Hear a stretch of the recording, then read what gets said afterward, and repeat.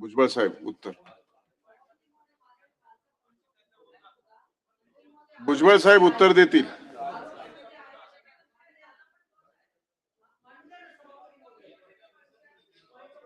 आजचे point of information table केलेले आहेत.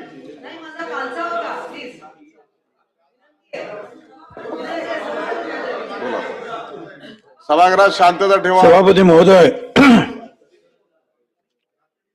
खर तर काल सुद्धा हा जो गॅसचा विषय आहे त्या संदर्भामध्ये मी सोमोटो जे आहे निवेदन केलं, पण त्यानंतर सुद्धा जे आहे आपण ही चर्चा घेतली आणि याच्यामध्ये सन्माननीय भाई जगताप, सदाशिवराव खोत, राजेश राठोड, प्रवीण दरेकर, शशिकांत शिंदे, निरंजन डावखरे, सचिन अहिर या आदी सन्माननीय सदस्यांनी जे आहे अनेक मुद्दे त्याच्यामध्ये उपस्थित केलेले आहेत. अध्यक्ष महोदय, मी काल सांगितल्या त्याप्रमाणे हे खरं आहे, सिलेंडरचे दर जे आहेत LPGचे, PNGचे जे काय असेल केंद्र शासन जे आहे ते त्याचे दर ठरवतात आणि यामध्ये त्यांनी जे आहे 60 रुपयाची वाढ जी आहे ही आपल्या LPG मध्ये केलेली आहे. परंतु आपण हे एक लक्षात घेतलं पाहिजे की 12ही महिने 300 रुपये भारत सरकार आपल्याला प्रत्येक सिलेंडर पाठीमागे अनुदान देत आहे आणि पुढे महाराष्ट्र सरकार 3 सिलेंडर जे आहेत आपण देतो. परंतु प्राप्त परिस्थितीमध्ये जे आहे हा 60 रुपयाची वाढ जी आहे त्यांनी केलेली आहे. अध्यक्ष महोदय, हेही सांगण्यात आलं की अनेक ठिकाणी काळा बाजार वगैरे होतोय आणि म्हणून 8 तारखेलाच सर्व जिल्हाधिकाऱ्यांना दक्षता फिरते पथक स्थापन करण्याच्या सूचना दिल्या. कमिट्या नेमल्या, त्यांच्यात SP वगैरे त्यांना पण घेतलं आपण आणि राज्यातील 21 जिल्ह्यात आतापर्यंत 2129 तपासण्या किंवा झाडी झाल्या. 1208 सिलेंडर्स आपण जप्त केली. हा एकूण जे आहे त्याची किंमत आहे 33,66,411 रुपये. 23 गुन्हे दाखल केले, 18 लोकांना अटक सुद्धा केली आपण, की जेणेकरून जे आहे आणि जीवनावश्यक वस्तू अधिनियम 1955 अन्वये या संदर्भामध्ये कठोर कारवाई सुरू झालेली आहे की कोणी जे आहे असा काळा बाजार करून साठेबाजी करून लोकांना अडचणीत आणू नये.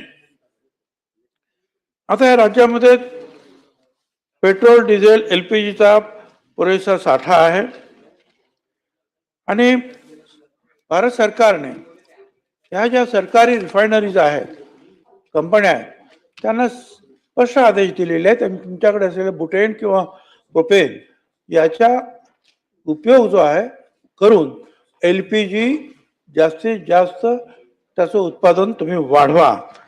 आणि म्हणून आज 9,000 मेट्रिक टन वरून 11,000 मेट्रिक टन पर्यंत हे उत्पादन त्यांनी वाढवलेलं आहे. आणि याची जी आहे जी काही मागणी येते ती मागणी आपण पूर्ण करतो आहोत.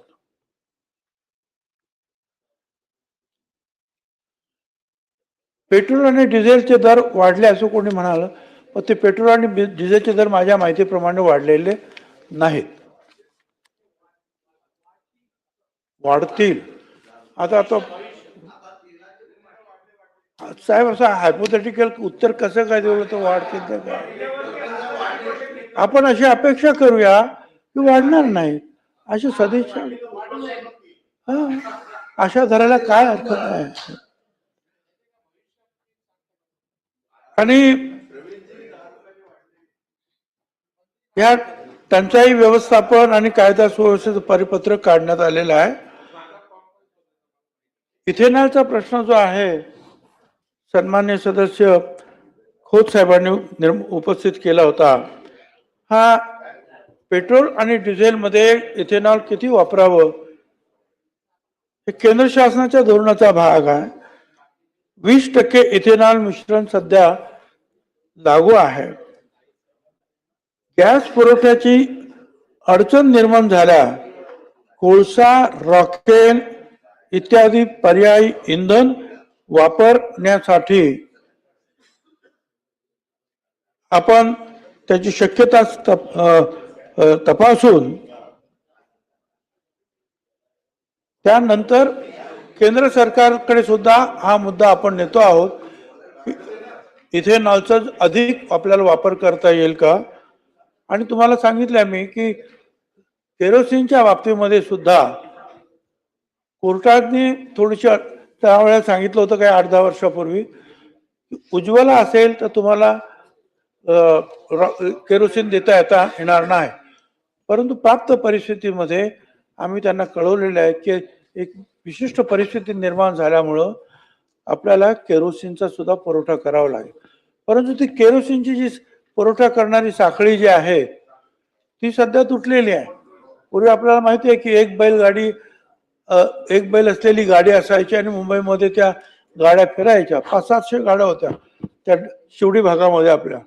पण आता ते जवळजवळ आता तिथे दिसतच नाही. परंतु जे जे केरोसिन डीलर्स आहेत त्यांच्या मार्फत आपल्याला केरोसिन देता येईल. आणि ह्या ज्या कंपन्या ज्या आहेत गव्हर्नमेंटच्या ज्या डिझेल पेट्रोल कंपन्या ज्या आहेत त्यांच्या त्या ठिकाणी जे आहे आपण हे केरोसिन उपलब्ध करून देणार आहोत. म्हणजे IOCL असेल, BPCL असेल, HPCL असेल, तर या ठिकाणी जे आपल्याला ते करता येणार आहे. आता यामध्ये आपण सांगितलं की शाळा, कॉलेजेस, इतर ठिकाणी मानव हे काय करणार. आता घरगुती गॅसचा वापर झाल्यानंतर उरलेला जो काही गॅस असेल त्या बाबतीमध्ये आपण जिल्हाधिकाऱ्यांना कळवलेलं आहे की शासकीय आश्रमशाळा, अनुदानित आश्रमशाळा, वसतिगृह, शासकीय खानावळ, मध्यान्ह भोजन योजना, अंगणवाडी आणि शैक्षणिक संस्था अंतर्गत चालविल्या जाणाऱ्या खानावळी यांना जे आहे सिलेंडरच्या माध्यमातून 100% वाटप आपण करावं. आणि बाकीचे जे काय आहेत त्यांच्या बाबतीमध्ये जे आहे त्यांनी सांगितलेलं आहे की 50% पर्यंत त्यांना बाकीच्यांना मदत आपल्याला करता येणार आहे. तर अध्यक्ष महोदय,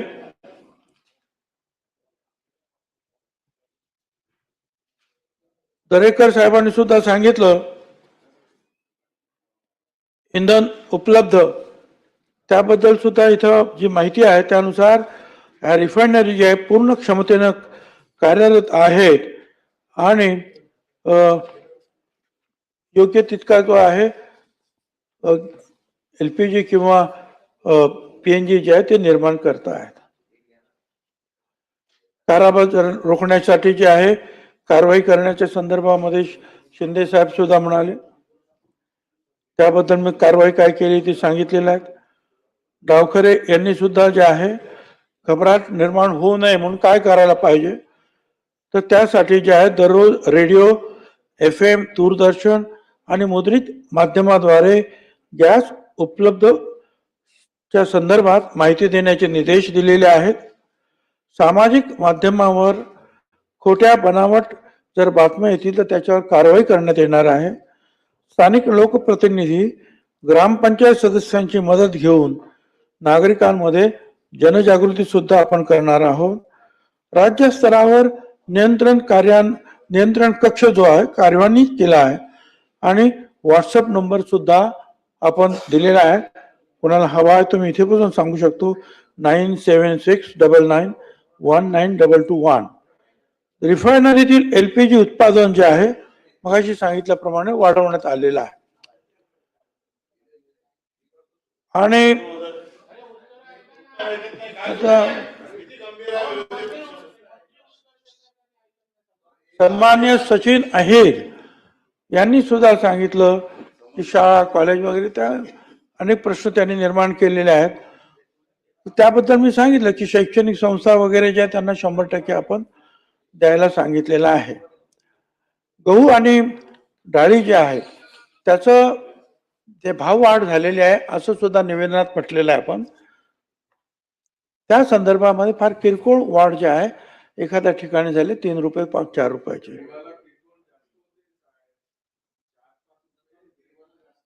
हो जास्त 1 रुपया सुद्धा जास्तच होता असं मी कुठे ना. परंतु 100 रुपये अशी काही वाढ झालेली नाहीये.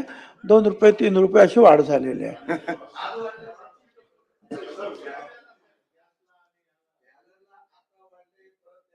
नाही नाही डाळ डाळ डाळ डाळ डाळीच्या बाबतीमध्ये सांगितलं त्यांनी. सांगितलं डाळीच्या बाबतीमध्ये. आता त्याची सुद्धा ज्या माझ्याकडे पूर्ण माहिती आहे पाहिजे तर ती सुद्धा तुम्हाला मी दाखवतो सांगतो. केरोसिनच्या बाबतीमध्ये आपल्याला सांगितलेलं आहे.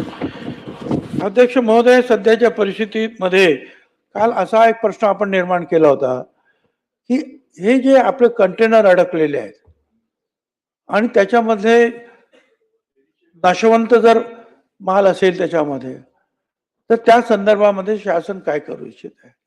मी मुख्यमंत्र्यांशी चर्चा केली. त्यांनी सांगितलं एक तर हे कंटेनर तिथे जे अडकलेले आहेत त्याचं जे डिमरेज जे आहे त्यांना विलंबित काय म्हणतात विलंब झाल्याबद्दलचा जो दंड असतो तो आपल्याला माफ करता येईल याबद्दल माझे प्रयत्न सुरू आहेत आणि ते आपण करू असं त्यांनी सांगितलं.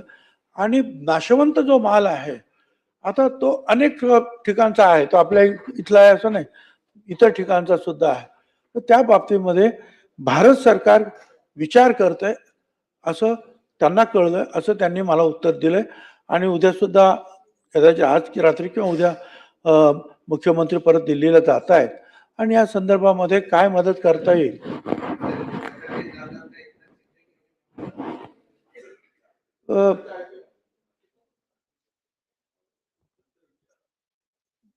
ते आता मी तुमच्या एवढा राजकारणी नसल्यामुळं मला बिटवीन द लाईन्स जे आहे ते एवढं काही कळत नाही. पण जाणार आहेत. मी चर्चा केली. ते म्हणाले की मला असं कळलं की ते करतायत तर मी त्याबद्दल सुद्धा चर्चा पण करू. एकूण जे आपण कालच्या जर बातम्या जर पाहिल्या अर्थात हे माझं मत आहे तर त्याच्यामध्ये जे आहे इराणने स्पष्ट जाहीर केलेलं आहे की होर्मुझच्या खाडीमधून त्या तिथून जे काही त्यांनी जे जहाजं अडवलेत त्यांनी सांगितलं की आम्ही फक्त दुश्मनांची जहाजं जे आहेत अडवणार आहोत. याचा अर्थ जे आहे त्यांनी आपली काही जहाजं जे अगोदर सोडलेली आहे ते पुढे. त्यामुळे अशी एक अपेक्षा आपल्याला मला तरी वाटते आहे की यामुळं जे आहे इतरांची जहाजं जे आहेत यापुढे जे आहे तिथून त्यांची सुटका होईल. काही जहाजं त्यांनी सोडली ते मुंबईमध्ये सुद्धा आले, ती गुजरातमध्ये कांडलाला सुद्धा गेली, कोचीनला सुद्धा त्यांनी पाठवली. आणि अशा प्रकारे परत त्याचबरोबर भारत सरकार रशिया आणि इतर ठिकाणावरून सुद्धा जे आहे जास्तीत जास्त पेट्रोलियम पदार्थ आपल्याला कशी मिळतील यासाठी प्रयत्न करतायत. आणि त्याचा भाग म्हणून इराण सहित ह्या इतर सगळ्या ठिकाणाहून काही प्रमाणामध्ये आपल्याला या गोष्टी मिळत आहेत. अर्थात गल्फ कंट्रीजमध्ये जिथे जिथे असे हल्ले झाले तिथून जी काही आपल्याला जो सप्लाय मिळत होता तो सप्लाय अजूनही बंद आहे. जिथे जिथे हल्ले झालेले गल्फ कंट्रीजमध्ये असलेले जे आहेत रिफायनरीज किंवा तिथे आता त्या बाबतीमध्ये म्हणजे जागतिक पातळीवर थोडीशी कमतरता ही काही दिवस निश्चितपणे जाणवेल. परंतु तरी सुद्धा एकूण परिस्थिती पाहता लवकरच हा सगळा प्रश्न सुटेल. निदान भारताची जहाजं जी आहेत ही येतील आणि आल्यानंतर सुद्धा आपल्याला कल्पना आहे ती सगळे रिफायनिंग म्हणून सगळं परत येणं तर थोडासा तरी अवधी 8-10 दिवस लागू शकतो. परंतु तोपर्यंत मला असं वाटतं आहे तो सप्लाय जो आहे आपण पूर्णपणे निदान पहिल्यांदा हे जो स्वयंपाकाचा जो गॅस आहे घरगुती तो आपण पुरवतो आहोत. इस्पितळ आणि इतर ज्या शाळा त्यांना आपण तो पुरवतो आहोत. अधिक केरोसिन आणि इतर काही गोष्टी जर कोणी घेणार असतील तर त्याची सुद्धा सोय आपण करतो. हे खरं आहे की काही मोठे मोठे जे काही हॉटेल्स आहेत मला भेटले, आता त्यांच्याकडे ती सोयच नाही ते केरोसिनचं, तो सगळंच बदलावं लागेल. त्यामुळे आमच्या दृष्टीने ते होणारच नाही आणि काही वेळेला ते रिस्की सुद्धा आहे.